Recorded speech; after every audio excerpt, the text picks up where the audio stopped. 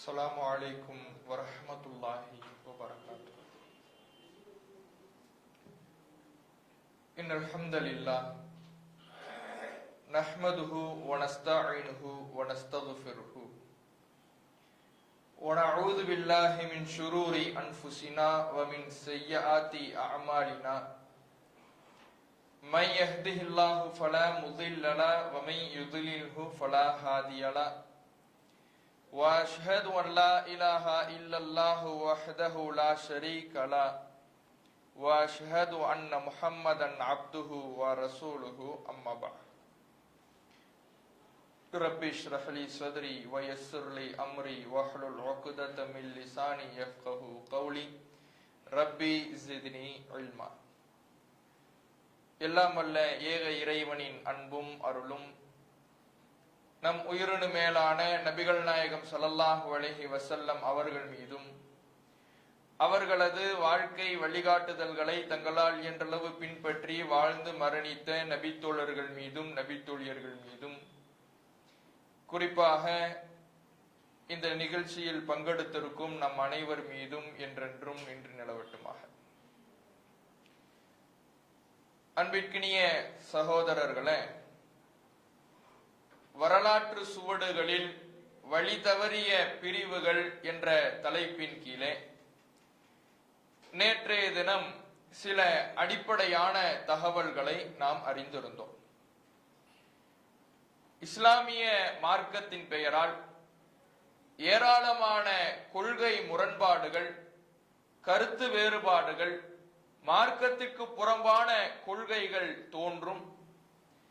இப்படி பல வழிகட்ட பிரிவுகளும் வழிகட்ட கொள்கைகளும் தோன்றுகிற பொழுது சத்திய கொள்கையை தேடி அறிந்து கொள்வது, அதை அறிந்து கொள்வதற்கான நேர்வழியை அடைந்து கொள்வதற்கான முயற்சி செய்வது எவ்வளவு முக்கியத்துவம் என்பதையும், இந்த உலகத்தில் வாழக்கூடிய காலகட்டத்தில் நாம் சரியான கொள்கையை தேர்ந்தெடுக்கவில்லை என்றால் மறுமையில் எவ்வளவு கை சேதத்தை, எவ்வளவு பெரிய நஷ்டத்தை சந்திக்க நேரிடும் என்பதையும் நபிகள் நாயகம் ஸல்லல்லாஹு அலைஹி வஸல்லம் அவர்கள் இந்த சமுதாயம் முந்தைய யூத கிறிஸ்தவர்களை போன்று முரண்படும், அவர்களை போன்று கருத்து வேறுபாடுகள் கொள்ளும் என்ற முன்னறிவிப்பு செய்த செய்தியையும் நேற்றைய தினம் அறிந்து கொண்டோம்.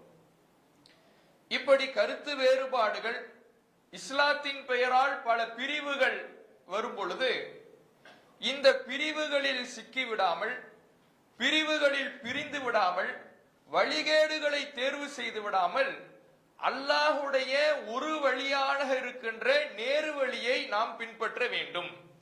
வழிகேடுகள் பல வழிகள்ல இருக்கும்.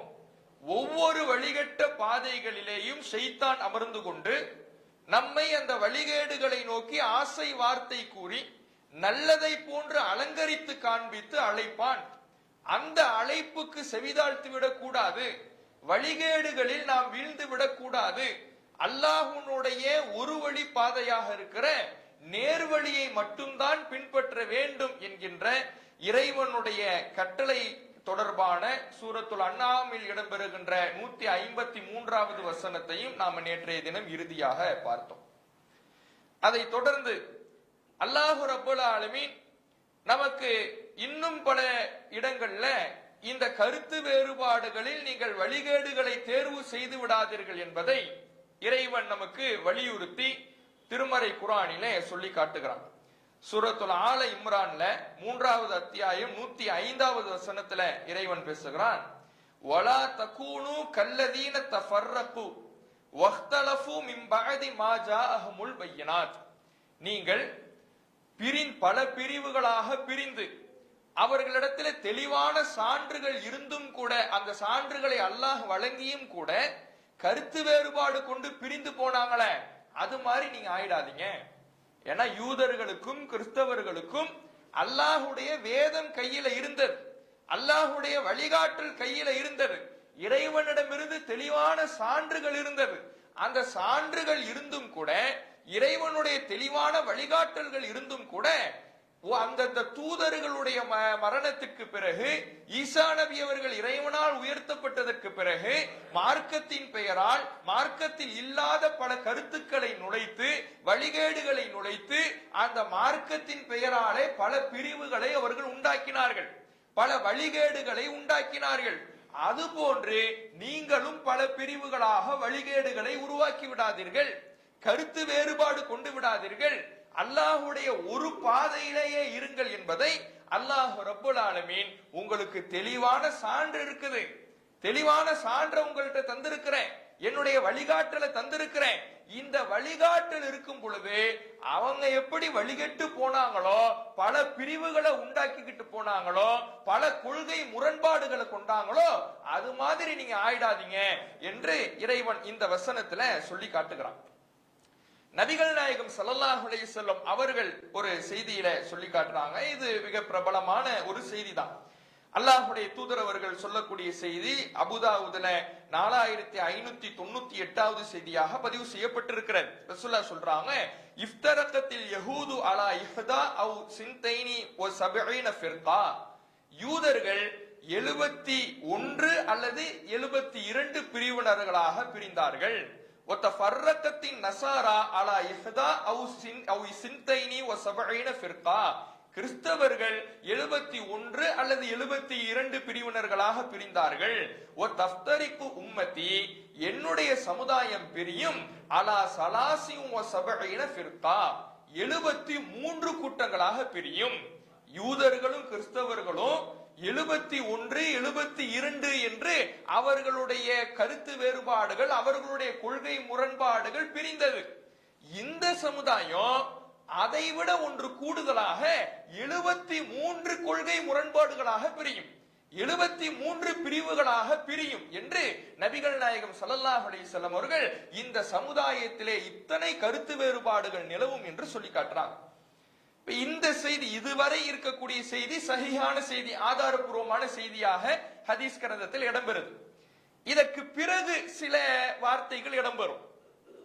இந்த கூட்டம், அதாவது 73 கூட்டங்களாக இந்த சமுதாயம் பிரியும் பொழுது எத்தனை கூட்டம் நரகத்துக்கு செல்லும், எத்தனை கூட்டம் சொர்க்கத்துக்கு செல்லும், இதை தெளிவுபடுத்துகிற வகையில இன்னும் அந்த சொர்க்கத்திற்கு செல்லக்கூடிய கூட்டம் யார் என்பதை தெளிவுபடுத்தக்கூடிய வகையில சில அறிவிப்புகள் இடம்பெறுகிறது. அதுல பெரும்பான்மையானது பலவீனமாக இருக்கிறது. எப்படியெல்லாம் இடம்பெறுதுன்னா, இந்த கருத்து வேறுபாடுகள் இந்த சமுதாயத்துல 73 கூட்டங்களாக 73 கொள்கைகளாக இந்த சமுதாயத்துல மக்கள் கொள்கை முரண்பாடு கொண்டுடுவாங்க, கருத்து வேறுபாடு கொண்டுடுவாங்க. அப்ப நீங்க நேர்வழியை அடையணும்னா ரசூலுல்லாஹ் சொல்றாங்களா, ஹத்தா யஹ்ருஜ ரஜுலுன் மின் அஹ்லி பைத்தி யுகாலு லஹுல் மஹ்தி, மஹ்தின்னு அழைக்கப்படுகிற ஒரு மனிதர் வருவாரு, ஃபைன் அதரக்தஹு ஃபத்தபிஹு, அந்த மனிதர் வந்தார்னா, மஹ்தி வந்தார்னா அவரை பின்பற்றுங்க, வகுன் மினல் முஹ்ததீன், நீங்க நேர்வழி அடைஞ்சுக்குவீங்க. 73 கூட்டங்களாக பிரிஞ்சிருக்கும் பொழுது இந்த சமுதாயம் பல கருத்து வேறுபாடுகளாக, பல கூறுகளாக, பல கொள்கை வேறுபட்டவர்களாக நிற்கும் பொழுது மஹ்தின்னு ஒருத்தர் வெளிப்படுவார். அந்த மஹ்தியை நீங்க பின்பற்றினீங்கன்னா நீங்க நேர்வழியை அடைஞ்சுக்குவீங்க என்று தபுரானியில நபிகள் நாயகம் ஸல்லல்லாஹு அலைஹி வஸல்லம் அவர்கள் சொன்னதாக ஒரு அறிவிப்பு இடம்பெறுது. இது பலவீனமான செய்தி. மஹ்தி என்பவரை பொறுத்தவரையிலே ஆதாரபூர்வமான ஹதீஸ்கள்ல கிடைக்கக்கூடிய தகவல், அவர் ஏதோ மார்க்கத்தை புதுப்பிக்க வரக்கூடியவரை போலவோ மார்க்க விஷயங்களில் வழிகாட்டியாக வருபவர் என்றோ நமக்கு சொல்லப்படலை. அவர் ஒரு ஆட்சியாளராக வருவார். ஒரு அநியாயங்கள் இந்த சமுதாய இந்த உலகத்துல அநியாயங்கள் நிரப்பப்பட்டு இருக்கும் பொழுது, ஆட்சிகள் எல்லாம் ரொம்ப மோசமா நடக்கும் பொழுது அப்ப மஹ்தின்னு ஒரு மனிதர் வருவாரு, அவர் நல்லாட்சி நிறுவார். ஆட்சி தொடர்பாக மஹ்தி என்ற ஒருத்தர் வந்து அவர் நல்லாட்சி நிறுவார் தான் இருக்குதே தவிர அவருக்கும் மார்க்கத்துக்கும் எந்த தொடர்பும் இல்லை. இன்னும் சொல்ல போனா இந்த மஹ்தி அவர்கள் தொடர்பாக இஸ்லாமிய வரலாற்றில் இட்டுக்கட்டப்பட்ட செய்திகளை போன்று வேறு இருக்காது. அந்த அளவுக்கு இட்டுக்கட்டப்பட்ட செய்திகள். ஏன்னா ஒவ்வொருத்தரும் நான் தான் மஹ்தி, நான் தான் மஹ்தின்னு உருவானாங்க. நம்முடைய தமிழகத்திலேயே பல மஹ்திகள் இருப்பாங்க. நம்ம தமிழ்நாட்டிலே எடுத்துக்கிட்டீங்கன்னா பல மஹ்திகள் வந்துட்டு போயிட்டாங்க. அதாவது கற்பனையா நான் தான் மஹ்தின்னு சும்மா சொல்லிக்கிறது, நான் தான் மஹ்தின்னு அவரவர் சொல்லிக்கிறது. ஏன்னா இந்த மஹ்தின்னு சொல்லிட்டா ஒரு முக்கியத்துவம் கிடைக்கும்ல, சமுதாயத்தில் ஒரு அங்கீகாரம் கிடைக்கும்ல, அவருக்குன்னு ஒரு கூட்டம் சேரும்ல என்று ஒவ்வொருத்தரும் பல பேர் தங்களை மகுதி மகுதி என்று வாதிடக்கூடிய நிலைமையெல்லாம் இந்த சமுதாயத்துல இப்பதான் அது கொஞ்சம் ஓஞ்சி இருக்குதே தவிர அதெல்லாம் இருந்ததை நம்ம கடந்த காலங்கள்ல பார்த்திருக்கிறோம். அப்ப மகுதி என்பவருக்கு மார்க்க ரீதியான எந்த விதமான ஒரு வழிகாட்டலும் நமக்கு ஹதீஸ்கள்ல ஆதாரபூர்வமான ஹதீஸ்கள்ல வழங்கப்படல. அவர் இந்த மார்க்கத்தை புதுப்பிப்பார் என்று சொல்லப்படல. வழிகேட்டிலிருந்து நம்மை மீட்டெடுப்பார் என்று சொல்லப்படல. அவர் ஒரு நல்லாட்சியை நிறுவுகின்ற ஆட்சியாளர், கவர்மெண்ட் தொடங்கக்கூடியவர் தானே தவிர மார்க்கத்துக்கும் அவருக்கும் எந்த சம்பந்தமும் இல்லை. அப்ப இந்த செய்தி பலவீனமான செய்தியா இருக்குது. அவரை பின்பற்றுங்க. அவரை பின்பற்றினீங்கன்னா இந்த 73லையும் சிக்காம நீங்க நேர்வழியை பெற்றுக்கொள்ளலாம் என்று வரக்கூடிய செய்தி பலவீனமான செய்தியா இருக்குது. அதே மாதிரி இன்னொரு அறிவிப்பு வருது. நபிகள் நாயகம் ஸல்லல்லாஹு அலைஹி வஸல்லம் அவங்கள்ட்ட அந்த ஒரு கூட்டம், அதாவது 72 நரகத்துக்கு போயிடும், ஒன்னே ஒன்னு சொர்க்கத்துக்கு போகும். யூதர்கள் 71 பிரிஞ்சிடறாங்க, கிறிஸ்தவர்கள் 72 பிரிஞ்சிடறாங்க. இந்த இஸ்லாமிய சமுதாயம் 73 பிரியும். 73ல 72 நரகத்துக்கு போயிடும், ஒன்னே ஒன்னு சொர்க்கத்துக்கு போகும். அந்த ஒண்ணு எது அப்படின்னு ரசூலுல்லாஹ் கேட்கும் பொழுது நபிகள் நாயகம் ஸல்லல்லாஹு அலைஹி வஸல்லம் அவர்கள் சொன்னதாக, அதாவது மா அன அலைஹி வஸ்ஹாபி, நானும் என் தோழர்களும் எந்த கொள்கையில இருக்கிறோமோ அந்த கொள்கை, நானும் என் தோழர்களும் எந்த அடிப்படையில இருக்கிறோமோ அந்த அடிப்படையில் இருப்பவர்கள் வெற்றி பெறுவார்கள் என்று ஒரு அறிவிப்பு இடம்பெறுகிறது. இதுவும் பலவீனமாக இருக்குது. இந்த செய்தியும் இதுவும் இதெல்லாம் நம்ம கடந்த காலங்களில் சொன்ன செய்தி தான். ஆனா இதுவும் என்னவாகத்தான் இருக்குது, பார்த்த வகையில பலவீனமான அறிவிப்பாகத்தான் இருக்குது. இதிலே இதே வார்த்தையிலே கூடுதலான ஒரு வார்த்தையும் இடம்பெறுகிறது. எப்படி? மா அன அலைஹில் யௌம வஸ்ஹாபி, நானும் என்னுடைய தோழர்களும் இன்றைய தினத்தில் எப்படி இருக்கிறோமோ, இன்றைய தினம் ரசூலுல்லாஹ் வாழ்ந்த காலம், ரசூலுல்லாஹ் வாழ்ந்த காலத்துல ரசூலுல்லாஹும் நபி தோழர்களும் எந்த கொள்கையில் இருந்தாங்களோ அந்த கொள்கையில் இருப்பவர்கள் தான் வெற்றியாளர்கள். இது கருத்து சரி, ஆனா அறிவிப்பு ரீதியாக பார்த்தா பலவீனம். பலவீனமான அறிவிப்பை வைத்து நாம ஒரு முடிவுக்கு வர முடியாத. இந்த வெற்றி பெற்ற கூட்டம் எதுன்னு தீர்மானிப்பதற்கு இதை எடுக்கலாம், இது பலவீனமாக இருக்குது. அப்ப நபிகள் நாயகம் ஸல்லல்லாஹு அலைஹி வஸல்லம் அவர்கள் வெற்றி பெறக்கூடிய கூட்டம் எது என்று தெளிவுபடுத்தியதாக வரக்கூடிய அறிவிப்புகள்ல மஹதியை பின்பற்றுங்கன்னு சொல்லக்கூடிய அறிவிப்பும் பலவீனமா இருக்குது. நானும் என் தோழர்களும் எதுல இருந்தோமோ அதுல இருப்பவர்கள் என்று சொல்லக்கூடிய அறிவிப்பும் பலவீனமா இருக்குது. நானும் என் தோழர்களும் இன்றைய தினம் எதுல இருக்கிறோமோ அதுல இருப்பவர்கள் தான் என்று சொல்லக்கூடிய அறிவிப்பும் பலவீனமாக இருக்கிறது. இது இல்லாம இன்னும் சில வார்த்தைகளும் இடம்பெறுது. அந்த கூட்டம் எதுன்னு தெளிவுபடுத்துகின்ற பொழுது, இல்ல சவாதல் அலம், பெரும்பான்மை கூட்டத்தை தவிர. அந்த ஒரு கூட்டம் யாருன்னா பெரும்பான்மை கூட்டம். பெரும்பான்மை கூட்டம்னா என்ன? பெரும்பான்மையா சேர்ந்து ஒரு கருத்தை சொல்லுவாங்க. அந்த கருத்துல இருந்துகிட்டீங்கன்னா நீ வெற்றி பெறலாம். நீயாக உன்னை யோசிக்க கூடாது. அது இஜ்மாம்பாங்கல்ல. இஜ்மான்னா என்ன? பெரும்பான்மையாக சேர்ந்து, அதாவது ஒன்றுபட்ட கருத்து, அறிஞர்களுடைய ஒன்றுபட்ட கருத்து, அறிஞர்கள் ஒன்று சேர்ந்து சொன்ன கருத்து என்று சொல்லுவாங்கல்ல, இஜ்மா. அதெல்லாம் பின்னாடி நம்ம பார்ப்போம் என்னன்னு. அந்த பெரும்பான்மை கூட்டத்தை தவிர அப்படிங்கிற மாதிரி ஒரு அறிவிப்பு வருது. இதுவும் என்னதான் பலவீனமானது. இந்த பெரும்பான்மை கூட்டம்னு தான் ரசூலுல்லாஹ் சொல்லி இருக்கிறாங்க. அந்த பெரும்பான்மை கூட்டம்னு சொன்னதை வச்சு பின்னாடி வந்தவங்க தான் என்னன்னு சொல்றது விளக்கம், இஜ்மா. இஜ்மாவை பின்பற்றினா நமக்கு சொர்க்கம், இப்படி எல்லாம் சொல்லக்கூடியவங்களா இருப்பாங்க. இந்த அறிவிப்பு என்னவா இருக்குது? பலவீனமான அறிவிப்பாக இருக்குது. இதெல்லாம் விட இன்னொரு அறிவிப்பு இடம்பெறுது பாருங்க. ரசூலுல்லாஹ் சொல்றாங்க, 70 சொச்சம் பிரிவுகளாக இந்த சமுதாயம் பிரியும். குல்லுஹா ஃபில் ஜன்னah, எல்லாமே சொர்க்கத்துக்கு போயிடும். இல்ல ஜனாதிகா, நாத்திகம் பேசுற கூட்டத்தை தவிர. ஜனாதிகான்னு ஒரு பிரிவு இருந்துச்சு, அது கொஞ்சம் நாத்திக சிந்தனை கொண்ட பிரிவு. அந்த பிரிவை தவிர பாக்கி 72 சொர்க்கத்துக்கு விடுமா. இவ்வளவு அறிவிப்புகளை பார்த்தோமே, எல்லாத்துக்கும் மாத்தம் இது. 72 நரகத்துக்கு போகும், ஒன்னே ஒன்னு சொர்க்கத்துக்கு போகும் மத்த அறிவிப்பு சொன்னிச்சு. அதுவும் பலவீனமாக தான் இருக்குது. இந்த பலவீனமான அறிவிப்பு என்னன்னா அந்த பலவீனத்துக்கே மாத்தம் இது. எல்லாமே சொர்க்கத்துக்கு போயிடும் நாத்திக சிந்தனை கொண்ட பிரிவை தவிர என்று சொல்லப்படுது. இதுவும் என்னவா இருக்குது? மிக பலவீனமான செய்தியாக இருக்குது. அப்போ 73 பிரிவுகளாக பிரியும் என்ற செய்தி சரியாக இருந்தாலும் அதுல எது வெற்றி பெறுகின்ற கூட்டம்னு தெளிவுபடுத்தக்கூடிய அறிவிப்பு பலவீனமான அறிவிப்புகளாக இருக்குது. இருந்தாலும் சுனன் அபுதாவுதுல இடம்பெறக்கூடிய ஒரே ஒரு அறிவிப்பு ஓரளவு சரியான அறிவிப்பாக இருக்குது. ஹசன் தரத்தில் அமைந்த அறிவிப்பாக இருக்குது. சுனன் அபுதாவுதுல இடம்பெறக்கூடிய செய்தி. இந்த செய்தியில நபிகள் நாயகம் ஸல்லல்லாஹு அலைஹி வஸல்லம் அவங்க சொல்றாங்க, யூதர், அதாவது வேதவாசிகள் யூதர்களும் கிறிஸ்தவர்களும் 72 பிரிவினர்களாக பிரிந்தாங்க.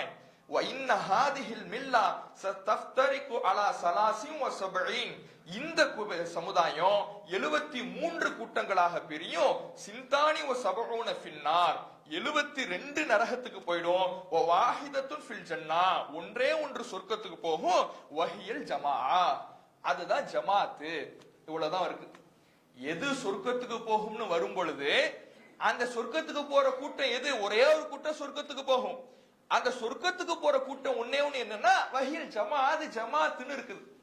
இத வச்சுக்கிட்டு நாங்க தான் அந்த ஜமாத்து, நாங்க தான் அந்த ஜமாத்துன்னு எல்லாரும் சொல்லி இருக்கிறாங்க. இது மட்டும் இல்ல, இந்த வரலாற்றுல, இஸ்லாமிய வரலாற்றுல பாத்துக்கிட்டீங்கன்னா வழிகேட்ட கூட்டங்கள் தோன்றுனுச்சுல. நம்ம நேற்றைய தினமே சொன்னோம்.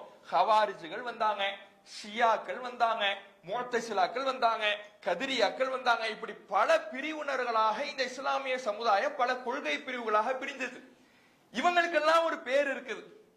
இவங்களுக்கெல்லாம் ஒரு பேர் இருக்கும் பொழுது சரியான வழியில் நடப்பவர்களுக்குன்னு ஒரு பேரை ஒரு கட்டத்துல சூட்டிக்கிறாங்க. இவங்களுக்கெல்லாம் ஹவாரிஜுகள்னு அவங்களை கூப்பிட்டுக்கிறாங்க, ஷியாக்கள் இவங்களை கூப்பிட்டுக்கிறாங்க, கதிரியாக்கள் இவங்களை கூப்பிட்டுக்கிறாங்க. இவங்களுக்கெல்லாம் ஒரு பேர் இருக்கிற மாதிரி நமக்கு ஒரு பேர் வேணும்னு தான் அஹ்லு சுன்னா வல் ஜமாஅத்னு பேர் சூட்டிக்கிறாங்க. அஹ்லு சுன்னா வல் ஜமாஅத்னு. இந்த அஹ்லு சுன்னா வல் ஜமாஅத்னா என்ன? சுன்னத்துனா நபி வழி, அஹ்லுனா சார்ந்தவர்கள் அர்த்தம். நபி வழியை சார்ந்தவர்கள் மற்றும் ஜமாத்தை சார்ந்தவர்கள். இந்த ஜமாத்துங்கிறது இது இந்த செய்தியில இருந்து எடுக்கிறாங்க. ரசூலுல்லாஹ் வெற்றி பெற்ற கூட்டம்னா எதுன்னு கேட்கும் பொழுது ஜமாத்துனாங்களே, அந்த ஜமாத்தை இவங்க பேரோட சேர்த்துக்கிறாங்க. அஹ்லு சுன்னா வல் ஜமாத்து, நாங்க நபி வழியை சார்ந்தவர்கள், ஜமாத்தை சார்ந்தவங்க அப்படின்னு சொல்றாங்க. நபிகள் நாயகம் ஸல்லல்லாஹு அலைஹி வஸல்லம் இந்த வெற்றி பெற்ற கூட்டம் எது என்று தெளிவுபடுத்தும் பொழுது ஜமாத்துன்னு சொல்லிட்டாங்க. இந்த ஜமாத்துனா என்ன விவரம்னு அந்த செய்தியில வரல. ஜமாத்துனா என்ன விவரம், ஜமாத்துனா எந்த ஜமாத்து, ஜமாத்துனா ஒரு தனி இயக்கமா, ஒரு தனி அமைப்பா, அல்லது அதற்கென்று எதுவும் கொள்கை இருக்கிறதா, ஜமாத்துனா என்ன வரைவிலக்கணம், இது இந்த செய்தியில வரல. வராததுனாலதான் ஒவ்வொருத்தரும் நாங்க தான் அந்த ஜமாத்து, நாங்க தான் அந்த ஜமாத்துன்னு பல ஒவ்வொரு வழி தவறிய பிரிவுகளும் சொல்லிக்கிட்டாங்க. அதனாலதான் இந்த அஹ்லு சுன்னா வல் ஜமாத்துங்கிறவங்களும் அவங்களுடைய பெயர்லயே இந்த ஹதீஸ்ல இருக்கக்கூடிய ஜமாத்தை இணைச்சுக்கிட்டாங்க. இன்னைக்கு அஹ்லு சுன்னா வல் ஜமாத்துன்னு சொல்லிக்கிறது யாரு? தர்காவுல போய் வணங்கக்கூடியவங்க, தர்காவுல போய் கையேந்தக்கூடியவங்க, மௌலித ஓதக்கூடியவங்க. இதெல்லாம் மார்க்கத்தில் உள்ளதா? இஸ்லாத்தின் அடிப்படைக்கு எதிரானது. லா இலாஹ இல்லல்லாஹுக்கே எதிரா இருந்துகிட்டு நாங்க நபி வழியை பின்பற்றக்கூடியவங்க, நாங்க ரசூலுல்லாஹ் சொன்ன வெற்றி பெற்ற அந்த ஜமாத்தில் இருக்கக்கூடியவங்கன்னு இன்னைக்கு என்ன செஞ்சுக்கிறாங்க? பெயரை சுட்டிக்கிறாங்க. அதனாலதான் நாம நேத்து சொன்னோம், பெயரை வைத்து சத்தியத்தை அறியக்கூடாது. சத்தியத்தை நிலைநாட்டுவதற்கு பெயர் அடிப்படையாக கொள்ளக்கூடாது. ஏன்னா வரலாற்றுல பாத்தீங்கன்னா இந்த அஹ்லு சுன்னா வல் ஜமாத்துன்னு இன்னைக்கு நம்ம கண்ணு முன்னாடி இந்த தர்காவுக்கு போறவங்க, தர்கால போய் கையேந்திரவங்க, இஸ்லாத்தின் அடிப்படைக்கு எதிராக இருக்கக்கூடியவங்க, அல்லாஹுக்கு இணை வைக்கக்கூடிய கொள்கையை செய்யக்கூடியவங்க தங்கள் அஹ்லு சுன்னா வல் ஜமாத்துன்னு சொல்லிக்கிறாங்க. இதே மாதிரி வரலாற்றுல பாத்துக்கிட்டீங்கன்னா பல வழிகட்ட பிரிவுகளும் நாங்க தான் அஹ்லு சுன்னா வல் ஜமாத்து, நாங்க தான் அஹ்லு சுன்னா வல் ஜமாத்துன்னு இந்த பெயர் இருந்தால் நேர்வழி என்பதை போல, இந்த பெயர் இருந்துருச்சுன்னு வைங்களேன், இந்த பெயர் இருந்தாலே அது நேர்வழி என்பதை போல ஒவ்வொருத்தரும் நாங்க தான் அஹ்லு சுன்னத்துல் ஜமாத்துன்னு சொல்லிக்கிட்டாங்க. இப்ப நேர்வழிக்கு பெயரா அல்லது அல்லாஹ்வின் ஆதாரமா? எது நேர்வழியை கொடுக்கும்? நேர்வழி என்பதை அல்லாஹ் ஒரு பெயரை வைத்து தீர்மானித்திருக்கிறானா அல்லது கொள்கையை வைத்து தீர்மானித்திருக்கிறானா? இதை நாம என்ன செய்யணும்? தெரிஞ்சுக்கணும். அல்லாஹ் ரப்பல் ஆலமீன் திருமறை குர்ஆன்ல சொல்லி காட்டுறான், ஒவ்வொரு வழிதவறிய பிரிவினரும் நம்ம சொன்னோம்ல, எல்லாரும் நாங்க தான் அஹ்லு சுன்னா வல் ஜமாத்து, நாங்க தான் அஹ்லு சுன்னா வல் ஜமாத்து, நபி வழியில் இருக்கக்கூடியவங்க, நாங்க தான் ரசூலுல்லாஹ் சொன்ன அந்த வெற்றி பெற்ற ஜமாத்துன்னு ரசூலுல்லாஹ் சொல்றாங்களே அந்த ஜமாத்துல இருக்கக்கூடியவங்க நாங்க தான். ஒவ்வொருத்தரும் இப்படிதான் தங்களை தாங்களே அவர்கள் நேர்வழியில் இருப்பதாக சொல்லிக்குவாங்கன்னு அல்லாஹ்வும் நமக்கு திருமறை குர்ஆனிலே சொல்லி காட்டுகிறான். சூரத்துல் முஃமினூன் 23வது அத்தியாயத்துல 52 53வது வசனம், இன்ன ஹாதிஹி உம்மத்துக்கும் உம்மத்தும் வாஹிதா, இந்த சமுதாயம் ஒரே சமுதாயம், வான ரப்புக்கும் ஃபத்தகூன், நானே உங்களுடைய இறைவன், என்னை அஞ்சுங்கள், ஃபத்தகத்தஉ அம்ரஹும் பைனஹும் ஜுப்ரா, அவர்களுக்கு மத்தியிலே தங்களுடைய காரியங்களை, தங்களுடைய கொள்கை அவர்கள் பல பிரிவுகளாக பிரித்துக் கொள்வார்கள். குல்லு ஹிஸ்பின் பிமா லதைஹிம் ஃபரிஹூன், ஒவ்வொரு கூட்டமுமே நாங்க இருக்கிறது தான் சத்தியம்னு சந்தோஷம் அடைஞ்சுக்குவாங்க. ஒவ்வொருத்தவருமே இந்த ஜமாத்துங்கிற வார்த்தையை வச்சு ஒவ்வொருத்தவரும் தங்களோட ஜமாத்து நினைச்சுக்கிட்டாங்கல்ல, இது மாதிரி ஒவ்வொருத்தவருமே நாங்கள் தான் சத்தியத்தில் இருக்கிறோம் என்று பெருமிதம் அடைந்து கொள்வார்கள் என்று இறைவன் இந்த வசனத்துல சொல்லி காட்டுறான். அதே மாதிரி சூரத்துல் பக்கராவுல 113வது வசனத்துல அல்லாஹ் யூத கிறிஸ்தவர்களை பற்றி சொல்றான். காலத்தில் யஹூது, யூதர்கள் சொல்லுவாங்களா, லைசத்தின் நசாரா அலா ஷை, கிறிஸ்தவர்கள்லாம் எந்த எதுலையுமே இல்ல, சத்தியத்துல இல்ல, நாங்க தான் சத்தியத்துல இருக்கிறோம் என்று யூதர்கள் சொல்லுவாங்களாம். காலத்தின் நசாரா, கிறிஸ்தவர்கள் சொல்லுவாங்க, லைசத்தில் யஹூது அலா ஷை, யூதர்கள் சத்தியத்துல இல்ல, நாங்க தான் சத்தியத்துல இருக்கிறோம். யூதர்கள் கிறிஸ்தவர்களை பற்றி சொல்லும் பொழுது கிறிஸ்தவர்கள் சத்தியத்தில் இல்ல, நாங்க தான் சத்தியத்தில் இருக்கிறோம்னு யூதர்கள் சொல்லிக்குவாங்களாம். கிறிஸ்தவர்கள் சொல்லும் பொழுது யூதர்கள் சத்தியத்தில் இல்ல, நாங்கள் தான் சத்தியத்தில் இருக்கிறோம்னு அவங்க சொல்லிக்குவாங்களாம். வஹும் யத்லூனல் கிதாப கதாலிக், வேதத்தை அவர்கள் படித்துக் கொண்டே இவ்வாறு சொல்லுகிறார்கள். கதாலிக்க காலல்லதீன லா யஅலமூன மிஸ்ல கௌலிஹிம், அறியாதவர்களும் இவங்க எப்படி சொல்லிக்கிட்டாங்களோ அதே மாதிரி தான் சொல்லுவாங்க. அறியாதவங்க, மார்க்கத்தை சிந்திக்காதவங்க, மார்க்கத்தை சரியாக புரியாதவங்க, இறைவனுடைய ஆதாரத்தை தெரியாதவர்கள், இவங்க யூத கிறிஸ்தவர்கள் எப்படி சொல்லிக்கிட்டாங்களோ அதே மாதிரி ஆதாரத்தை முன்வைக்காம நாங்க தான் சத்தியத்தில் இருக்கிறோம், நாங்க தான் சத்தியத்தில் இருக்கிறோம்னு ஒவ்வொருத்தரும் சொல்லிக்குவாங்க. அல்லாஹ் ரப்பல் ஆலமீன் சொல்லிவிட்டு வல்லாஹு யஹ்குமு பைனஹும் யௌமல் கியாமா ஃபீமா கானு ஃபீஹி யக்தலிஃபூன், அவர்கள் எதிலே கருத்து வேறுபாடு கொள்பவர்களாக இருந்தார்களோ அந்த விஷயத்தில் அல்லாஹ் அவர்களுக்கு மத்தியில் மறுமை நாளில் தீர்ப்பளிப்பான். யூத கிறிஸ்தவர்கள் தான் ஆதாரத்தை முன்வைக்காம சும்மா வாய் பேச்சில நாங்க சத்தியத்தில் இருக்கிறோம், நாங்க சத்தியத்தில் இருக்கிறோம் சொல்லிக்குவாங்களாம்.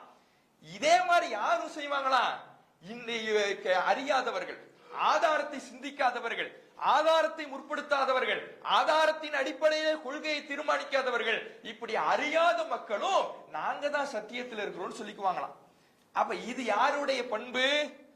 ஆதாரத்தை முன்வைக்காம கொள்கையின் அடிப்படையிலே நேர்வழியை தீர்மானிக்காம பெயரை வைத்து நாங்க தான் சத்தியம், நாங்க தான் சத்தியம் சொல்லிக் கொள்வது யாருடைய தன்மை? யூத கிறிஸ்தவர்களுடைய தன்மை என்பதை இந்த வசனம் நமக்கு சொல்லி காட்டுது. அதே மாதிரி சூரத்து ரூம் 30வது அத்தியாயம் 32வது வசனத்துல அல்லாஹ் சொல்லுகிறான், மினல்லதீன ஃபர்ரகு தீனஹும் வகானு ஷியன், மார்க்கத்தை பல கூறுகளாக பிரித்து பல பிரிவுகளாக பிரிந்தவர்கள் குல்லு ஹிஸ்பின் பிமா லதைஹிம் ஃபரிஹூன், அவர்கள் ஒவ்வொருவருமே தாங்கள் இருப்பது தங்களிடத்தில் இருப்பதை கொண்டு பெருமிதம் அடைந்து கொள்வார்கள், நாங்க இருக்கிறதா சத்தியம்னு அவங்க சொல்லிக்குவாங்க என்று இந்த வசனத்திலையும் அல்லாஹ் சொல்லி காட்டுகிறான்.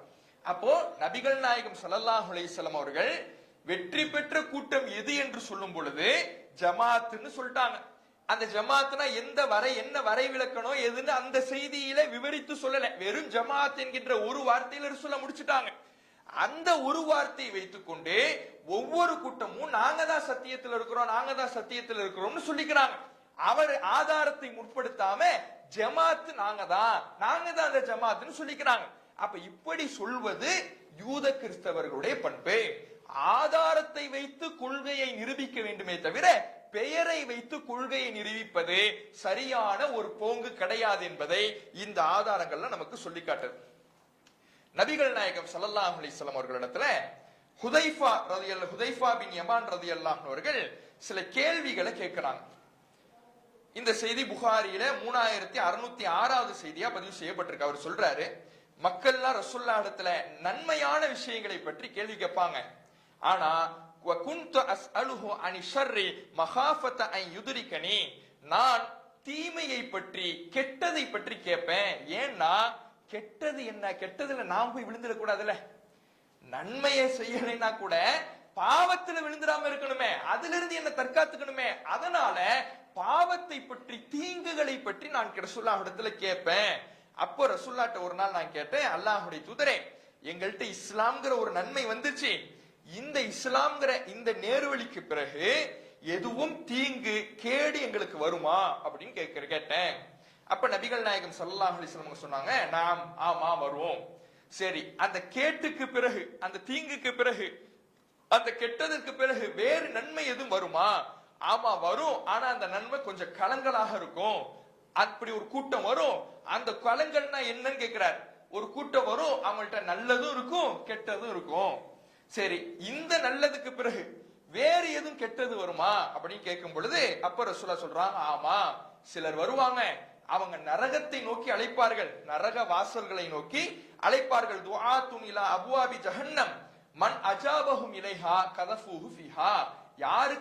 யாரெல்லாம் அவர்களுக்கு பதிலளித்து விட்டார்களோ, நரகத்தை நோக்கி அவர்கள் அழைக்கின்ற பொழுது அந்த கொள்கைக்கு யாரெல்லாம் கட்டுப்பட்டு விட்டார்களோ அவர்கள் நரகத்திலே வீசப்பட்டு விடுவார்கள் என்று நபிகள் நாயகம் ஸல்லல்லாஹு அலைஹி வஸல்லம் அவங்க சொல்லும் பொழுது அவர் கேட்கிறார், அவங்க எப்படி இருப்பாங்க?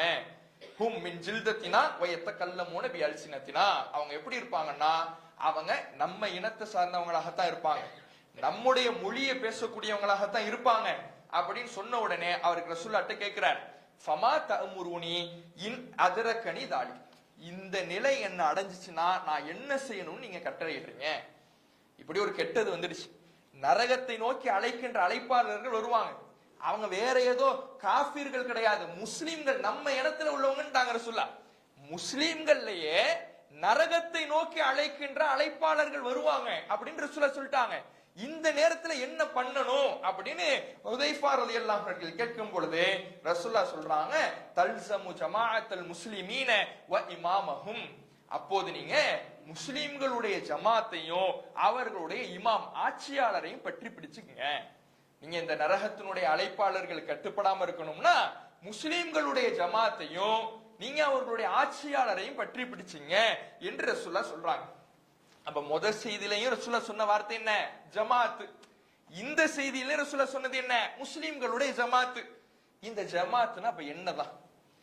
இந்த ஜமாத் ரசூலுல்லாஹ் எதுக்காக சொன்னாங்க? முதல்ல கருத்து வேறுபாடுகளிலிருந்து விலகி நிற்பதற்கு, வழிகேடுகளில் இருந்து நேர் வழியை அடைவதற்கு, சரியான வழியை பயணிப்பதற்கு ஜமாத்துன்னு ரசூலுல்லாஹ் வார்த்தையை பயன்படுத்தினாங்க. ஆனா என்ன வேடிக்கைனா, இந்த ஜமாத்னா என்னங்கிறதுல அவ்வளவு கருத்து வேறுபாடு. கருத்து வேறுபாட்டிலிருந்து விலகிறதுக்கு ரசூலுல்லாஹ் ஜமாத்துங்கிற வார்த்தையை சொன்னாங்க. இந்த ஜமாத்னா என்ன, அதுல பல கருத்து வேறுபாடு. சஹீஹுல் புகாரியில இடம்பெறக்கூடிய இந்த செய்திக்கு இமாம் இப்னு ஹஜர் அதற்கான விரிவுரை நூல்ல, ஃபத்ஹுல் பாரி விரிவுரை நூல் இருக்குல்ல, அதுல 13வது பாகம் 37வது பக்கத்துல அவர் சொல்றாரு, இமாம் தபரி சொல்வதாக எடுத்து சொல்றாரு. தபரி இமாம் சொல்றாரு, இக்தலஃப ஃபி ஹாதல் அம்ரி வ ஃபில் ஜமாஅத். இந்த ஜமாத்துங்கிற வார்த்தை விஷயத்துல நிறைய கருத்து வேறுபாடு கொண்டுட்டாங்க. ஒல் ஜமாஅத்து கால கௌமுன், ஒரு கூட்டம் சொல்லுது, ஒல் ஜமாஅத், இந்த ஜமாத்னா அஸ்ஸவாதுல் அஸம், பெரும்பான்மை கூட்டம். நம்ம ஏற்கனவே சொன்னோம்ல, பெரும்பான்மைக்கு ஒரு கூட்டம் சொல்லும் இஜ்மான்னு சொல்லுதுன்னு, அது மாதிரி பெரும்பான்மை கூட்டம் தான் இந்த ஜமாத்துன்னு ஒரு கூட்டம் சொல்லுது. அதே மாதிரி இதுக்கு அவங்க சொல்லக்கூடிய ஆதாரம், பெரும்பான்மை கூட்டம்னு சொல்லிட்டு அதுக்கு ஒரு ஆதாரமும் சொல்றாங்களா. என்ன ஆதாரம்? இந்த சமுதாயம் வழிகேட்டுல ஒன்றிணையாது. அதுவே முதல்ல பலவீனமான செய்தி. இந்த சமுதாயம் வழிகேட்டுல ஒன்றிணையாதுங்கிறதே பலவீனமான செய்தி. அந்த செய்தியை வச்சுக்கிட்டு பெரும்பான்மை கூட்டம் தான் இந்த ஜமாத்துங்கிறது, பெரும்பான்மையை நம்ம சார்ந்து இருக்கணும், இப்படி ஒரு சாராரு விளக்கம் கொடுக்கறாங்களாம். ஓ கால கௌமுன், இன்னொரு கூட்டம் விளக்கம் கொடுக்கறாங்களா, அல் முராது பில் ஜமாத். ஜமாத்னா என்னன்னா அஸ்ஸஹாபத்து தூன மும்பஅதஹும், சஹாபாக்கள் தான் அந்த ஜமாத்து, சஹாபாக்கள் தான் அந்த ஜமாத்து. அவன் சஹாபாக்களை பின்பற்றணும்னா அவன் வெற்றிக்கு போயிடலாம், இப்படி ஒரு கூட்டம் என்ன செய்யறாங்களா விளக்கம். அதான் நம்ம ஏற்கனவே சொன்ன மாதிரி ஜமாத்துங்கிற அந்த வார்த்தைக்கு அந்த செய்தியில ரசூலுல்லாஹ் விளக்கம் கொடுக்காதனால மார்க்க என்ன ஜமாத்துக்கு விளக்கம் கொடுக்குன்னு தேடணும்ல. அப்படி தேடாம மார்க்க என்ன ஜமாத்துனா என்னன்னு புரிய வைக்குது, ஜமாத்துக்கு என்ன விளக்கத்தை கொடுக்குது, இதை தேடி இருக்கணும். இதை தேடாம ஒவ்வொருத்தரும் தங்களுக்கு தகுந்த மாதிரி விளக்கம் கொடுக்கிறது, தங்களுடைய கொள்கைக்கு தகுந்த மாதிரி விளக்கம் கொடுக்கிறது. இஜ்மாவை பின்பற்றவங்களா ஜமாத்துனா பெரும்பான்மை கருத்து தான், அது சவாதுல் ஆலம், பெரும்பான்மை சமூகம், இப்படி விளக்கம் கொடுக்கிறது. சஹாபாக்களை பின்பற்றணும்னு கொள்கை இருக்கிறவங்க ஜமாத்துனா சஹாபாக்கள் தான், இப்படி விளக்கம் கொடுத்துக்கிறது. அதே மாதிரி இன்னொரு கூட்டம், இப்ப சஹாபாக்கள் மட்டும்தான் சொன்னா ஷாஃபி இமாமை பின்பற்ற முடியாத, அபூ ஹனீஃபாவை பின்பற்ற முடியாத, அதுக்கு ஒரு விளக்கம். கால கௌமுன், இன்னொரு கூட்டம் சொல்லுதான் அல் ஜமாத்து, ஜமாத்னா என்னன்னா அல் முராது பில் பிஹிம், ஜமாத்துங்கிறத வச்சு நோக்கம் என்னன்னா அஹ்லுல் இல்மு, கல்வியாளர்கள், கல்வி இப்ப வந்துருவாங்கல்ல, ஷாஃபி உள்ள வந்துருவாரு, அபூ ஹனீஃபா உள்ள வந்துருவாரு. இப்படி ஒவ்வொருத்தரும் தங்களுடைய கொள்கைக்கு தகுந்த மாதிரி அந்த ஜமாத்துங்கிற வார்த்தைக்கு விளக்கம் கொடுத்துறாரு. சஹாபாக்களை பின்பற்றணும்னு சொல்றாங்களா, ஜமாத்னா சஹாபாக்கள் வேண்டியது. அறிஞர்கள் அபூ ஹனீஃபா, ஷாஃபி, இமாம் மாலிக், இமாம் அஹ்மது, இப்படி அந்த இமாம்களை பின்பற்றணும், முன்னோர்களை பின்பற்றணும்னு சொல்லக்கூடியவங்க கல்வியாளர்கள். ஜமாத்னா கல்வியாளர்கள் வேண்டியது. இஜ்மா பெரும்பான்மை சமூகம் வேண்டியதா, அந்த ஜமாத்னா பெரும்பான்மை சமூகம். இப்படி பல கருத்துக்கள் ரசூலுல்லாஹ் ஒன்றுபடுவதற்காக சொன்ன வழியிலேயே இவ்வளவு கருத்து வேறுபாடுகள் கொண்டிருக்குது இந்த சமூகம். இது எல்லாத்தையும் பட்டியல் போட்டுட்டு இமாம் தபரி சொல்றாரு, வஸ்ஸவாபு, சரியானது, இந்த கருத்துக்கள்ல சரியானது என்னன்னா, அன்னல் முராத மினல் ஹபரி லுசூமுல் ஜமாஅ, அதாவது ஜமாத்தை பற்றி பிடிக்க வேண்டும் என்ற செய்தியிலிருந்து உள்ள நோக்கமாகிறது. அல்லதீன ஃபி தாஅத்தி மனிஜ்தமஅ வலா தஅமீரிஹி, ஒரு ஆட்சியாளரை நியமிப்பதற்கு மக்கள் எதுல ஒன்றுபட்டாங்களோ அந்த ஜமாத்து. மார்க்க ரீதியாக ஒன்றுபட்ட கருத்தை பின்பற்றவங்களை பத்தி இது பேசல. ஒரு இஸ்லாமிய கவர்மெண்ட் வருது, யார் ஆட்சியாளரு? 3 பேர் வேட்பாளர்களா நிக்கிறாங்க. இதுல யார தேர்ந்தெடுக்கணும்னு ஒரு பெரும்பான்மை கருத்து வருது. இவரை தேர்ந்தெடுக்கணுமா? இப்ப உதாரணத்துக்கு முகமது, அகமது, சுலைமான் 3 பேர் நிக்கிறாங்க இஸ்லாமிய வேட்பாளர்களாக. மக்கள் எல்லாரும் முகமது தான், பெரும்பான்மை மக்கள் முகமது தான் ஆட்சியாளரா வரணும்னு தேர்ந்தெடுக்கிறாங்களா? இந்த பெரும்பான்மை மக்கள் தேர்ந்தெடுத்தாங்களா ஆட்சியை நிறுவுவதற்கு? இதுதான் ஜமாத்து. கவர்மெண்ட்டுக்காக சொல்லப்பட்டதுதான் ஜமாத்தை தவிர மார்க்கத்துக்கு இல்ல. ஃபமன் நகஸ பைஅத்தஹு ஹரஜ அனில் ஜமாஅ, யார் இந்த பையத்தை முகமதுக்கு செஞ்சு கொடுத்தார, ஒரு பையத்து, முகமதுனா யார்? இந்த நம்ம உதாரணத்துக்கு பார்த்தோம் ஒரு ஆட்சியாளர். இந்த ஆட்சியாளர் தான் ஆட்சி கட்டிலில் அமர வேண்டும் என்று மக்கள் எந்த பையத்தை செஞ்சாங்களோ அதை யார் முறிக்கிறாரோ அவர் ஜமாத்தை விட்டு வெளியேறி விடுவார். அப்ப ஜமாத்னா என்ன? ஆட்சிக்காக சொல்லப்பட்டது. ஜமாத்னா இஸ்லாமிய ஆட்சி. இந்த இஸ்லாமிய ஆட்சியில இருக்கக்கூடியவங்க அந்த ஆளுமைக்கு கீழே, அந்த ஆட்சிக்கு கீழே தான் இருக்கணுமே தவிர புரட்சி செய்யக்கூடாது, கிளர்ச்சி செய்யக்கூடாது, குழப்பத்தை ஏற்படுத்தக்கூடாது. அதுக்கான வழிகாட்டெல்லாம் ரசூலா தந்திருக்கிறாங்க. அதெல்லாம் நமக்கு அடுத்தடுத்த கொள்கைகளை பார்க்கும் பொழுது வரும். அப்ப இந்த ஜமாத் என்று சொல்லப்பட்ட வார்த்தை ஆட்சிக்கான ஜமாத்தை தான் குறிக்குமே தவிர மார்க்க வழிகாட்டல் இல்ல என்பதை இமாம் தபரி விவரிக்கிறார். அப்ப இதுல நாம கவனிக்க வேண்டியது என்னன்னா, ஜமாத் என்கின்ற ஒரு வார்த்தையை வைத்துக் கொண்டு ஒன்றுபடுவதற்காக இந்த சமுதாய வழிகேட்டுல போயிடக்கூடாதுன்னு ரசூல்லா சொன்ன ஒரு வார்த்தை வைத்துக் கொண்டு இந்த சமூகத்துல பல்வேறு கருத்து வேறுபாடுகள் வந்திருக்குது. இதுல ஆட்சி ரீதியான குழப்பங்களை பத்தி தான் இந்த செய்தி பேசுது. இந்த செய்தியில இடம்பெறக்கூடிய ஜமாத் என்பது ஆட்சி ரீதியாக பல குழப்பங்கள் வரும் பொழுது நீ கிளர்ச்சி செஞ்சுக்கிட்டு இருக்காத, நீ புரட்சி செய்யாத, இஸ்லாமிய ஆட்சியாளர் தவறு செய்யறானா, அநியாயம் செய்யறானா, அவனுக்கு எதிராக நீ ஆயுதம் தூக்கிக்கிட்டு இருக்காத, நீ இந்த இஸ்லாமிய கூட்டமைப்புல ஏறி, இந்த ஆட்சி அமைப்புல ஏறி புரட்சி செய்யாத. இதை புரட்சி செஞ்சினா இந்த அமைப்பை விட்டு நீ வெளியேறிடுவ, இந்த இஸ்லாமிய கட்டமைப்பை விட்டு நீ வெளியேறிடுவ என்பதை பற்றி தான் இந்த செய்தி பேசுதுன்னு அவர் சொல்றார். இதுக்கு அந்த செய்தியிலே நமக்கு ஆதாரம் இருக்குது. இந்த கருத்து சரியான கருத்து. இதுக்கு அந்த செய்தியிலே ஆதாரம் இருக்குது. என்ன ஆதாரம்? ரசூலுல்லா வெறுமனே ஜமாத்துல் முஸ்லிமின்னு சொல்லல, வை இமாமஹும்னு சேர்த்து சொல்றாங்க. அவர்களின் ஆட்சியாளர், முஸ்லிம்களுடைய ஜமாத்துன்னு மட்டும் ரசூலுல்லா சொல்லாம வை இமாமஹும், அவர்களுடைய ஆட்சியாளரையும் பற்றி பிடிங்க என்று ரசூலுல்லா சொல்றதுல இருந்து இது ஆட்சி அமைப்பை பற்றி தான் பேசுகிறதே தவிர மார்க்கத்தில் வருகின்ற கருத்து வேறுபாடுகளை பற்றி பேசல என்பது இந்த செய்தியிலிருந்து நம்ம தெரிஞ்சுக்கலாம். சரி, இப்ப ஆட்சி ரீதியான குழப்பங்கள் வரும் பொழுது அதுல நாம பிரிஞ்சிடக்கூடாது, அந்த ஆட்சி கட்டமைப்புக்குள்ள இருக்கணும், புரட்சி செய்யக்கூடாது, தனியாக ஒரு குழுவை உருவாக்க கூடாது, கிளர்ச்சி குழுவை உருவாக்க கூடாது. அப்படி உருவாக்கினால் அவர் ஜமாத்தை விட்டு வெளியேறிடுவார். இதெல்லாம் ஆட்சிக்கு சரி. மார்க்கத்துக்கு என்ன? மார்க்கத்துல கருத்து வேறுபாடு வரும் பொழுது அப்ப என்ன வழிகாட்டல்? அப்ப அந்த ஜமாத்துக்கு என்ன அர்த்தம்? அப்ப அந்த ஜமாத்துனா எது? அல்லாஹ் ரசூலுல்லாஹ் இதற்கு ரசூலுல்லாஹுடைய அந்த செய்தியில இதற்கான விவரம் இல்லைனாலும் அல்லாஹுடைய வசனங்களும் இன்ன பிற ஹதீஸ்களும் நமக்கு இதற்கான விளக்கத்தை தருகிறது.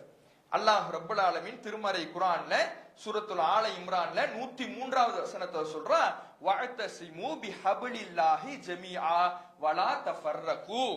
அல்லாஹ்வுடைய கயிற்றை நீங்கள் அனைவரும் சேர்ந்து பற்றி பிடியுங்கள், பிரிந்து விடாதீர்கள். நீங்க ஒன்று சேர வேண்டிய விஷயம் எது? அல்லாஹ்வுடைய கயிறு. எல்லாரும் ஒன்று சேர வேண்டிய விஷயம் எதுன்னா அல்லாஹ்வுடைய கயிற்றுல தான் நீங்க ஒன்று சேரணும். அந்த கயிற்றுல நீங்க பிரிஞ்சிடக்கூடாது. அல்லாஹ்வுடைய கயிறுனா என்னன்னு ரசூலுல்லாஹ் விளக்குறாங்க. அல்லாஹ்வுடைய கயிறுனா என்னங்கறத நபிகள் நாயகம் ஸல்லல்லாஹு அலைஹி வஸல்லம் விளக்குறாங்க. அப்ப அல்லாஹ்வுடைய கயிற்றுல தான் நீங்க ஒன்றிணைஞ்சு அதை பற்றி பிடித்திருக்கணும். அதுல பற்றி பிடித்திருந்தால் தான் நீங்கள் பிரிந்து விட மாட்டீர்கள், வழிகேடுக்கு சென்று விட மாட்டீர்கள் என்று இந்த வசனம் சொல்லுது. அதே மாதிரி நபிகள் நாயகம் ஸல்லல்லாஹு அலைஹி வஸல்லம் அவர்கள் ஒரு ஹதீஸ்ல சொல்றாங்க, முஸ்லிம்ல 3533வது செய்தி, அதுல ரசூலுல்லாஹ் சொல்றாங்க, அல்லாஹ் உங்களுக்கு 3 விஷயத்தை விரும்புறான். உங்கள்கிட்ட 3 விஷயம் இருக்கணும்னு எதிர்பார்க்கிறான், விரும்புறான். ஒண்ணு என்னன்னா, நீங்கள் அல்லாஹுக்கு இணை கற்பிக்காமல் வணங்க வேண்டும். அல்லாஹுக்கு ஷிர்க் வைக்காம வணங்கணும். இதை அல்லாஹ் உங்களிடத்துல விரும்புறான். அடுத்தது வஅன் தஅத்தஸிமு பிஹப்லில்லாஹி ஜமீஆ. அல்லாஹ்வுடைய கயிற்றை நீங்கள் அனைவரும் சேர்ந்துனால அதான் ஜமாத். ஜமீஅன்னு வருதுல வார்த்தை இந்த ஹதீஸ்ல வாசிக்கும் பொழுது, அதுதான் ஜமாத். நீங்கள் அனைவரும் சேர்ந்து அல்லாஹ்வுடைய கயிற்றை பற்றி பிடிக்க வேண்டும். வலா தஃபர்ரகு, நீங்கள் அதுல பிரிஞ்சிடக்கூடாது. இந்த 3ஐயும் அல்லாஹ் உங்களுக்கு விரும்புகிறான் என்று நபிகள் நாயகம் ஸல்லல்லாஹு அலைஹி வஸல்லம் அவர்கள் சொல்லக்கூடிய செய்தி முஸ்லிம்ல 3533வது செய்தியாக இடம்பெறுகிறது. இப்ப கயிறுனா என்ன? அதுல கருத்து வேறுபாடு கொண்டு கூடாதுல. கயிறுனா ஒற்றுமை பேசக்கூடியவங்க, இந்த அரசியல் கட்சி நடத்தக்கூடியவங்க, இஸ்லாமிய அரசியல் கட்சிகள்னு சொல்லக்கூடியவங்க என்ன சொல்லிக்குவாங்க? ஒற்றுமை. அல்லாஹ்வுடைய கயிற்றை பற்றி பிடிக்கணும்னா ஒற்றுமையா எல்லாம் இருக்கணும். உங்களுக்கு மத்தியில கருத்தை நீ சிறுக்கு வைக்கணும்னு, சிறுக்கு இருக்கக்கூடிய தர்காக்கு போகணும்னு நீ சொன்னாலும் சரி, நீ தர்காக்கு போக கூடாதுன்னு சொன்னாலும் சரி, எல்லாம் ஒண்ணுக்கு வா, எல்லாரும் ஒன்னா சேர்ந்துரு, அதான் அல்லாஹ்வுடைய கயிற்றை பத்தி பிடிக்கிறதுன்னு சில பேர் என்ன பண்ணுவாங்க, இத ஒரு ஒற்றுமை கோஷத்துக்கான வசனமா சொல்லுவாங்க. அதற்கு இடம் இருக்க கூடாதுங்கிறதுனாலதான் அந்த ஜமாத்துனா என்ன? அல்லாஹ்வுடைய கயித்தை பத்தி பிடிக்கிறது தான் ஜமாத்து. அல்லாஹ்வுடைய கயிறுனா என்ன? ரசூலுல்லாஹ் விளக்குறாங்க. எந்த நிலைமையில விளக்குறாங்கன்னா, நபிகள் நாயகம் ஸல்லல்லாஹு அலைஹி வஸல்லம் அவர்கள் தனக்கு மரணம் வருகின்ற அறிகுறி அவர்களுக்கு தெரியுது. அப்ப மக்களை எல்லாம் அல்லாஹ்வுடைய தூதர் அவர்கள் ஒரு பயணத்துல இருக்கும் பொழுது மக்களை எல்லாம் ஒன்றிணைச்சு ரசூலுல்லாஹ் ஒரு உரை நிகழ்த்துறாங்க மக்களுக்கு. ஃபஇன்னமா அன பஷர் யூஷிகு அன் யஅதிய ரசூலு ரப்பி ஃபஉஜீபு.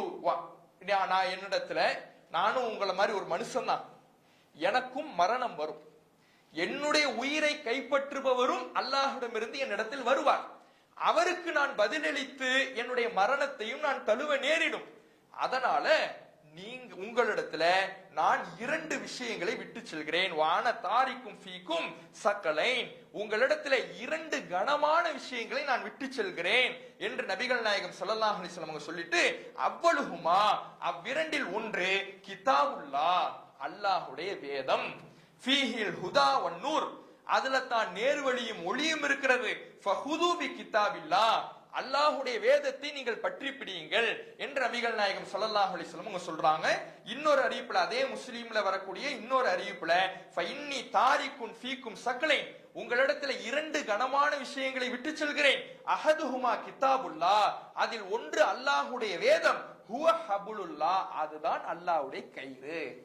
அல்லாஹ்வுடைய கயிறை பற்றி பிடிங்க, அல்லாஹ்வுடைய கயிறை பற்றி பிடிங்க, அதுல தான் நீங்க வழி தவறாம இருக்கலாம், பிரிஞ்சிடாம இருக்கலாம், வழிகேட்டுக்கு போயிடாம இருக்கலாம்னு அல்லாஹ் திருமறை குர்ஆன்ல சொன்னா.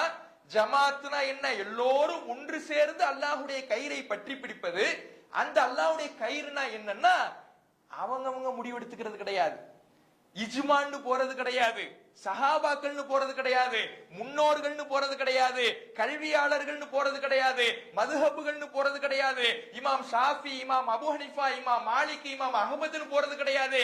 அல்லாஹ்வுடைய கயிறுனா அல்லாஹ்வுடைய வேதம், குர்ஆன்ல நீங்க ஒன்றிணைங்க, அதுதான் பிரிந்து விடாமல் வழிகேடுக்கு போயிடாம நேர்வழியில் இருப்பதற்கான வழி என்பதை அல்லாஹ்வுடைய தூதர் அவர்கள், கயிறு என்றால் அல்லாஹ்வுடைய கயிறுனா கிதாபுல்லாஹ், அல்லாஹ்வுடைய வேதம், மனித்தபஹு, யார் அந்த அல்லாஹ்வுடைய கயிறான வேதத்தை பின்பற்றுகிறாரோ கான அலல் ஹுதா, அவர் நேர்வழியில பயணிப்பார்.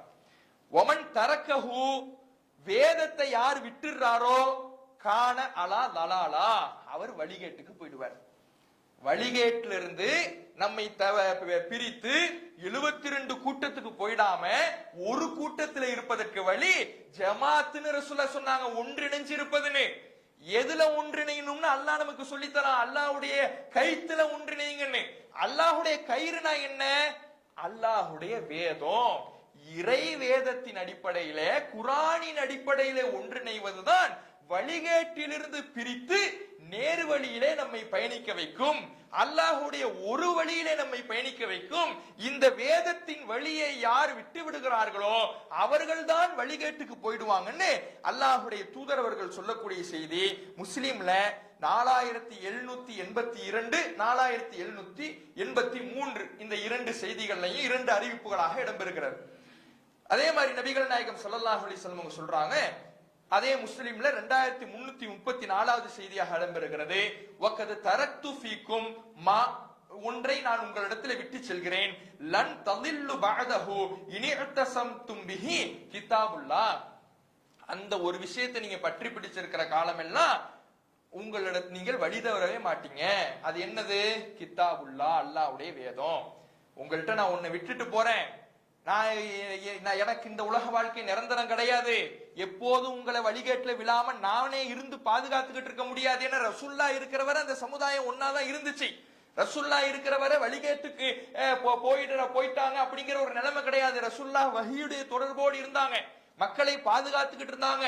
ஒரு தவறு நிகழ்ந்தால் கூட வஹி அவர்களுக்கு உணர்த்து ரசூலுல்லாஹ் தெளிவுபடுத்திடுவாங்க.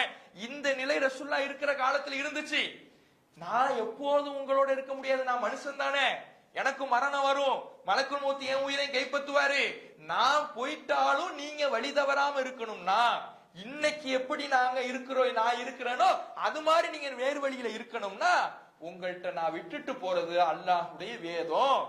இந்த இறைவனுடைய வேதத்துல நீங்க இருக்கும் பொழுது நீங்கள் வழி தவறவே மாட்டீங்கன்னு நபிகள் நாயகம் ஸல்லல்லாஹு அலைஹி வஸல்லம் அவங்க சொல்லக்கூடிய செய்தி இதுல இடம்பெறுது. நம்ம இதுக்கு முந்தைய செய்தியில ரெண்டு விஷயத்தை விட்டுட்டு போனேன்னு சொன்னாங்கல்ல, அதுல ஒண்ணு அல்லாஹ்வுடைய வேதம் பார்த்துட்டோம், இன்னொன்னு ரசூலுல்லாஹ் சொல்லும் பொழுது அஹ்லு பைத்தி, என் குடும்பத்தாரு. என் குடும்பத்தாருன்னு என்ன சொன்னாங்க? அவங்களை பின்பற்ற சொல்லல, அவங்களுக்கு என்ன கடமையை நீங்க செய்யணுமோ, அவங்களுக்கு என்ன உரிமை நிறைவேற்றணுமோ அதை சரியா பாத்துங்க. அவங்களுக்கு அதாவது ரசூலுல்லாஹ்வுடைய குடும்பத்துக்காக சில உரிமைகள் இருக்குது. அவங்களுடைய மனைவிமார்கள் இந்த மூமின்களுடைய தாயார் அப்படிங்கிற ஒரு விஷயம் இருக்குது. அவங்களுடைய குடும்பத்தாருக்கு தர்ம பொருட்களை கொடுக்க கூடாதுன்னு இருக்குது. இது மாதிரி மார்க்க கடமைகளும் உரிமைகளும் இருக்குல்ல, அதை நீங்க கவனிச்சீங்க என்று நபிகள் நாயகம் ஸல்லல்லாஹு அலைஹி வஸல்லம் அவங்க சொல்லி காட்டுறாங்க. அப்ப இந்த அல்லாஹ்வுடைய வழிய வேதத்துல நாம ஒன்றிணையும் பொழுதுதான், அந்த ஜமாத்துல இருக்கும் பொழுதுதான் நாம வழி தவற மாட்டோம், நாம பிரிய மாட்டோம், வழிகேட்டுக்கு போயிட மாட்டோம், நேர் வழியில பயணிப்போம் என்பதை இந்த செய்திகள் எல்லாம் நமக்கு சொல்லி காட்டுது. அதே மாதிரி அல்லாஹ்வுடைய தூதர் அவர்கள் சொல்லக்கூடிய முஸ்னத் அஹ்மதுல இடம்பெறக்கூடிய செய்தி, வக்கது தரக்தும் அலல் பைதா, நான் உங்களை வெள்ளே வெளிர் என்ற பாதையில் விட்டு செல்கிறேன், லைலுஹா கனஹாரிஹா, அதனுடைய இரவு கூட பகலை போன்று வெண்மையாக இருக்கும், அதனுடைய இருள் கூட இரவு கூட இருட்டா இருக்காது, வழிகேடா இருக்காது, வெண்மையாக இருக்கும், வெளிச்சமாக இருக்கும், நேர்வழியாக இருக்கும். லா யஸீகு அன்ஹா பஅதி இல்லா ஹாலிக், அழிந்து நாசமாக போறவனை தவிர எனக்கு பிறகு, என்னுடைய மௌத்துக்கு பிறகு யாரும் அந்த வழியை விட்டு வழி தவற மாட்டான்.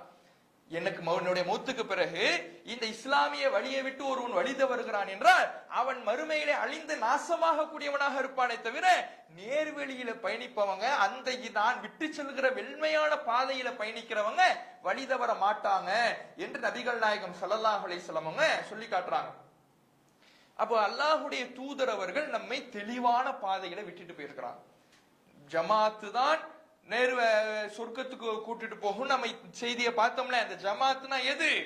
ஒவ்வொருத்தவரும் நாங்க தான் அந்த ஜமாத்து, நாங்க தான் அந்த ஜமாத்துன்னு சொல்லிக்கிறது இல்ல, நாங்க தான் அந்த நேர்வழி, நாங்க தான் அந்த நேர்வழின்னு சொல்லிக்கிறது இல்ல, நாங்க தான் அஹ்லு சுன்னத் வல் ஜமாத்துன்னு பேர் சுட்டிக்கிறது இல்ல.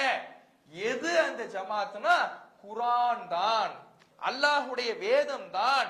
அல்லாஹ்வின் வேதத்தின்படி, இறை செய்தியின்படி நம்முடைய வாழ்க்கையை, நம்முடைய கொள்கையை, நம்முடைய நேர்வழியை, நம்முடைய பாதையை அமைத்துக் கொண்டால் அதுதான் நேர்வழியை தீர்மானிக்குமே தவிர மற்ற மனிதர்கள் நேர்வழியை தீர்மானிக்க மாட்டாங்க. இமாம்கள் உங்களுக்கு நேர்வழியை தீர்மானிக்க கூடியவங்க இல்ல. அவங்களுடைய பாதையில போனா நீங்க நேர்வழி அடைய முடியாது. திருமறை குர்ஆனுடைய வழியிலே ஒன்றிணைய வேண்டும் என்பதை இந்த செய்திகள் எல்லாம் நமக்கு சொல்லி காட்டுகிறது. நபிகள் நாயகம் ஸல்லல்லாஹு அலைஹி வஸல்லம் அவர்கள் எந்த நிலையில இந்த சமுதாயத்தை விட்டுட்டு போனாங்க? அல்லாஹ்வுடைய தூதர் அவர்கள் இந்த மார்க்கத்துல குறைவு இருக்கிற நிலையில விட்டுட்டு போனாங்களா? ஒரு தேவை இருக்கணும்ல. இப்ப ஜமாத்துங்கிற ரசூலுல்லாஹ் வெற்றிக்கான வழி ஜமாத்துன்னு சொல்லும் பொழுது, ஜமாத்துனா சஹாபாக்களை பின்பற்றுறது, ஜமாத்துனா இஜ்மாவை எல்லோரும் ஒண்ணு சேர்ந்து சொன்ன கருத்தை பின்பற்றுறது, ஜமாத்துனா இமாம்களை பின்பற்றுறது, இப்படி எல்லாம் விளக்கம் கொடுத்தாங்கல்ல. இதுக்கு என்ன தேவைங்கிற முதல்ல ஒரு தேவைன்னு ஒண்ணு இருக்கணும்ல. என்ன தேவை? ஆதாரம் இல்லை என்றால் வேறு பக்கம் போவதற்கு ஒரு தேவை இருக்கு. அல்லாஹ் தான் நமக்கு ஆதாரத்தை கொடுத்திருக்கிறானே, அது எப்படியான ஆதாரம்? அல் யௌம அக்மல்து லக்கும் தீனக்கும், இன்றைய தினத்தோடு உங்களுக்கு உங்களுடைய மார்க்கத்தை பரிபூர்ணப்படுத்தி விட்டேன். வ அத்மம்து அலைக்கும் நிஅமதி, என்னுடைய அருட்கொடையை நான் முழுமைப்படுத்தி விட்டேன். வ ரதீது லக்குமுல் இஸ்லாம தீனா, இஸ்லாத்தை உங்களுக்கு மார்க்கமாக பொருந்தி கொண்டு விட்டேன். அல்லாஹ் சொல்றான். அல்லாஹ் ரப்பல் ஆலமீன் இந்த மார்க்கத்தை குறையோடு விட்டுட்டு போறதாக சொல்லல. இந்த நபிகள் நாயகம் ஸல்லல்லாஹு அலைஹி வஸல்லம் அவர்கள் கொஞ்சத்தை சொல்லி கொஞ்சத்தை விட்டுட்டாரு அப்படின்னு சொல்லல. முழுமையாக இந்த சமுதாயத்துக்கு என்னவெல்லாம் வழிகாட்டல் தேவையோ எல்லாவற்றையும் நான் வழங்கி விட்டேன், முழுமைப்படுத்திட்டேங்கிற அல்லாஹ். முழுமையான ஆதாரம் நமக்கு இருக்கும் பொழுது ஏன் சஹாபாக்களை கை காட்டணும்? சஹாபாக்கள் ரசூலுல்லாஹ்வோட தியாகம் செஞ்சாங்க, மாற்று கருத்து இல்ல. அவங்களுடைய தியாகம் நமக்கு ஒரு முன்மாதிரி, மாற்று கருத்து இல்ல. ரசூலுல்லாஹ் அறிவிக்கக்கூடிய ஹதீஸ்களை நமக்கு அவங்க தான் கேட்டு சொல்றாங்க, மாற்று கருத்து இல்ல. அவர்களுடைய சொந்த கருத்துக்கள் நேர்வழியை கொண்டு வந்து தரும்னு எங்க இருக்குது? அதுக்கு என்ன அவசியம்? அல்லாஹ் அப்படியான குறைவை இந்த மார்க்கத்துக்கு ஏற்படுத்தி இருக்கிறானா? இல்ல.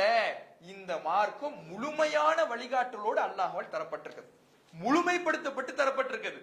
முழுமைப்படுத்தப்பட்டு தரப்பட்டதாக அல்லாஹ் சொல்லி இருக்கும் பொழுது நாம மற்ற மனிதர்களை கை காட்டணும்னா, குர்ஆன் ஹதீஸின் அடிப்படையில மட்டும் நின்னா எனக்கு இந்த மார்க்கம் புரியல, நேர்வழியை என்னால தெரிஞ்சுக்க முடியாது, சரியான வழியை என்னால அடைஞ்சுக்க முடியாது, சஹாபாக்களுடைய சொந்த கருத்துக்களையும் ஏற்றுக்கொண்டாதான் என்னால் நேர்வழி அடைய முடியும், இமாம்களுடைய சொந்த கருத்துக்களையும் தெரிஞ்சாதான் என்னால நேர்வழி அடைய முடியும், இஜ்மா இந்த அறிஞர்களுடைய ஒன்றுபட்ட கருத்து இதுல இருந்தாதான் நேர்வழி என்ன அடைய முடியும் என்று ஒரு மனிதர் தீர்மானிக்கிறார்னா அவரு இந்த கொள்கையை, இறைவனுடைய மார்க்கத்தை முழுமை பெற்றதாக சரியாக நம்பலன்னு அர்த்தம்.